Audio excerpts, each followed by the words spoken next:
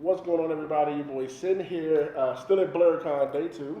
Blerdcon? Blerdcon? Yeah. I don't know if y'all recognize that voice, but if you haven't, I'm going to let him introduce himself to y'all. So please, sir, introduce yourself to everybody. Hello, my name is Beau Billingslea. I'm an actor, on camera and voice actor. You might know me as Jet Black in Cowboy Bebop, or the Fourth Raikage in Naruto, or Barrett in Final Fantasy Advent Children, Captain Abbott in Star Trek Into Darkness, and a lot of other stuff.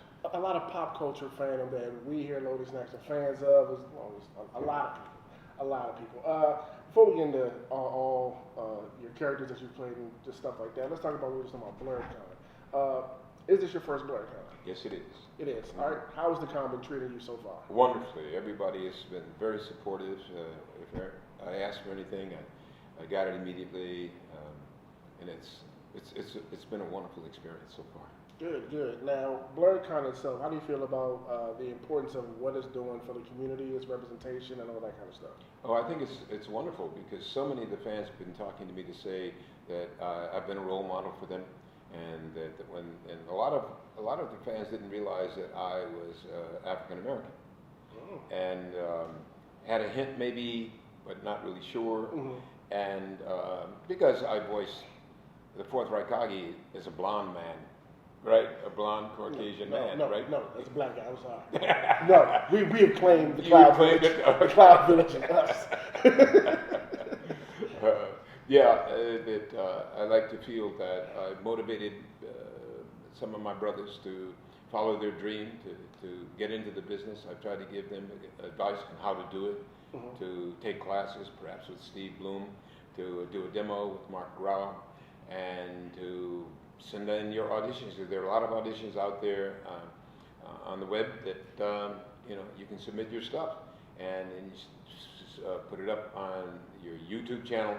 So there's a way to get into business. Years ago when I started, you either had to go to New York or Hollywood. I started off in New York, then I went to Hollywood, and that's like pretty scary in a way. That you don't have a job, you don't have a way to support yourself, and you just go and say, well, here I am, Hollywood, and Hollywood is likely to say, and who are you? Right?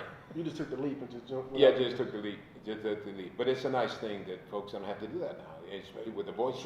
And even on camera, you can send auditions. There are a lot of auditions now. That's the question I was going to ask you. Like, how would somebody who's thinking about it, maybe like an avenue they can go to kind of just start if they were thinking about getting into voice acting? Voice acting? Yeah. Well, as I say, take classes, get good at what you do, drive your family nuts by practicing all the time and talking all the time. And so you might hear something like this that my wife says every now and then, stop talking. But, you got to take it with a grain of salt because that's what we do. We talk for a living, right? Exactly. That's how you make the money. I got a lot of stuff backed up in here. If I don't get it out, it backs up on me, right? Gotcha. And I told my wife, I said, if I can't talk here, I'm going to go out in front of the supermarket and do some monologues. Take classes, get good at what you do. As I say, Steve Bloom, Bloombox Studios Community on Facebook. He's a wonderful actor, and he knows what he's doing, and you can join his classes, and he will critique your work. And once you get good at what you do, then you can contact Mark Grau, and he'll help you do a demo, and then put your stuff out there, and just hope that somebody will hire you. And don't get discouraged because, like when I first went to Hollywood, my first year I had 3 auditions. Now you can't make a living on 3 auditions, right? But I didn't pack up and leave. And I know a lot of people, Hollywood breaks a lot of people's hearts because there's only one Hollywood, which means there are people from not just all over the country, all over the world. Yes. Like if you go to an audition when they put out a call for beautiful women. Coming from everywhere. Yeah, the most gorgeous women you've ever seen. They put out a call for bodybuilders or gorgeous men. None of those categories I fit into, by the way. And so you have to understand that the competition level is really, really high. And especially now, even though it's great that you can submit your material electronically, you have to realize that your competition pool is big. It's really, really big. Yes. It's not, it's big. So, but if it's in your bones, actor, if it's not in your bones, don't do it because at my level, I've had a certain amount of success, but I still have a lot of rejection. And you don't get little polite little notes about, Beau, you were wonderful, but you just find out, hey, did you hear that so-and-so is doing that? I said, oh, okay, didn't know that. Like what fandom you would say is the most passionate that you're a part of? Because you have Star Trek, Naruto, you have Cowboy Bebop, you have a lot of heavy fandoms. I would say that my anime fans are probably the most passionate. I mean, people come up to me, they're in tears. I mean, they tell me wonderful stories about how some of my work has positively affected their lives. And that's the bottom line for me.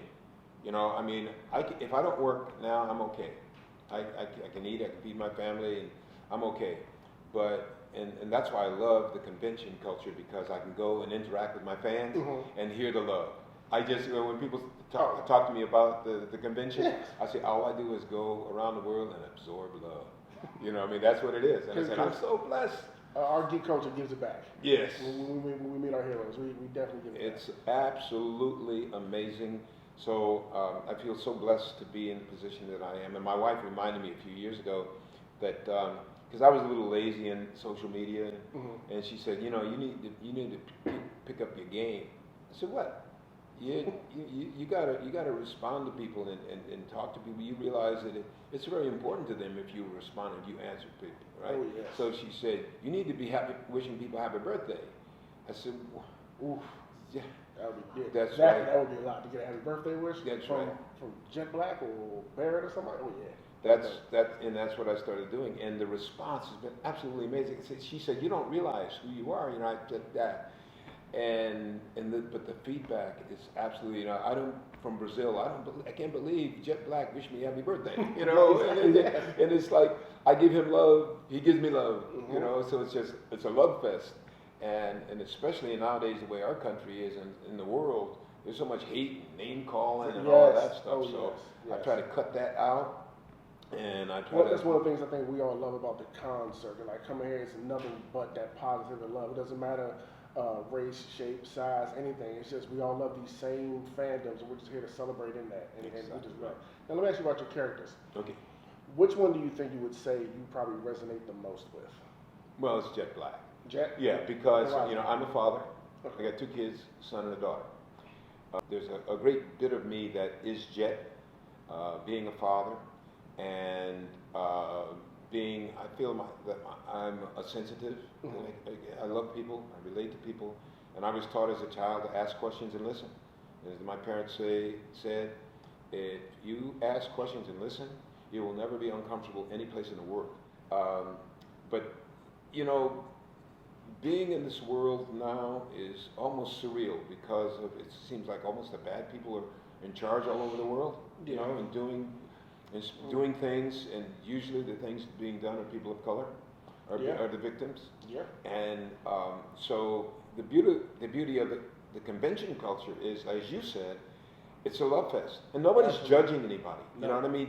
Nobody's judging if you're too tall, too short, and, you know, whatever it is. You do your costume, and people say, "Oh, you're awesome too. Can I have a photo with you? Can I have a photo with you?" You know, and being in that environment is just exhilarating. And it's reviving to me.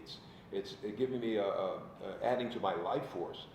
And so my wife said, you know, when you come home from a convention, you just seem so lighter and happy and optimistic. And I'm a happy person anyway. You know, I mean, because I've had a charmed life. You know, starting off with my parents who didn't hit me or yell at me. You know, when I was in trouble, my father he'd give me a quiet talk. And so when he started, he said, "Come over here." Oh boy, I'm in trouble now. He was give me that quiet talk. I remember there was 4 of us that hung around together, and I had a collie dog looked like Lassie. We roamed the woods, and there's a brook down behind the house, and as I say, I grew up in the ghetto in Connecticut, you know, with the brook behind the house and the woods and the collie dog and the whole thing. We would roam around, and there'd be an apple tree in somebody's yard. We'd grab an apple, and all the parents, nobody said anything, but there was this one woman who didn't play the game, and so she called the cops. She snitched? Yeah, she snitched on us. She snitched on us. And so one of the kids with us, his father was a cop. So when we came up out of the woods between the houses, there was the black and white there.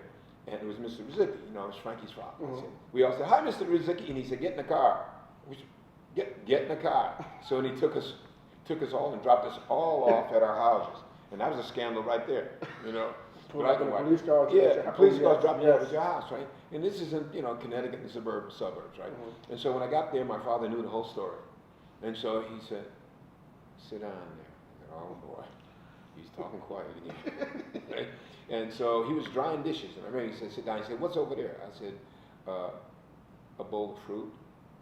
On the table was a bowl. He said, so the fruit that I buy with my hard-earned money is not good enough for you. You got to steal. You're a thief. And he said, and we were colored back then.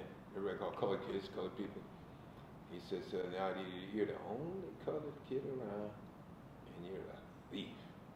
And I felt like I had the weight of the race on my shoulders. And he said, and that's what he told me. You know, he said, because I was one of the few people of color around, a few colored kids around, right? And he said, you got to be twice as good as anybody else to accomplish.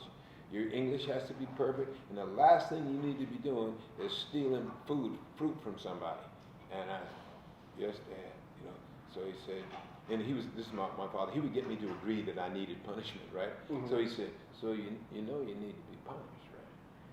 I said, yes, Dad. He said, okay, so you can't go out to play for 2 weeks. 2 weeks? I said, you might as well just shoot me. One last question real quick. What are the odds of us hearing your voice in the Final Fantasy VII remake as Barrett? Not good. Okay. I'll tell you that right now. Have you heard the trailer? It's not me. Yeah. It's not me. We can hope that, you know, man, get rid of the other dude and get you in there, but you Well, know, just no, I don't wish him. I appreciate that. I don't wish him out of the job. I don't know who it is. And you know, I wish them luck. I hope it's successful, and I'm sure it will be, because there are people who are gonna buy the game. Or, you know, it's gonna be, you know, what it is. And so, but I was not elated when I watched that trailer. We have to deal with enough stereotypes about us that, you know, what is talking black? This is talking black. just like everybody else. Yeah. Like everybody else. Yes. You know, proper English, and you know, yield, you know, that's turkey, like yeah. So anyway. Yeah, definitely appreciate you taking out the time to sit down and talk with us. It's day 2. We still have a lot more to do on the docket. Y'all know what it is. With that, I am Sin, and I'm out. Blerdcon. What's going on, everybody? Did you like what you saw here just now on Loading Snacks? If you did, do us a favor. Hit the ding-a-ling bell first and foremost. Like, share, and subscribe. Then head over to patreon.com/Loading Snacks, where you can get all the exclusive Loading Snacks content you want, and you can help us cultivate what it is that we do here on our channel.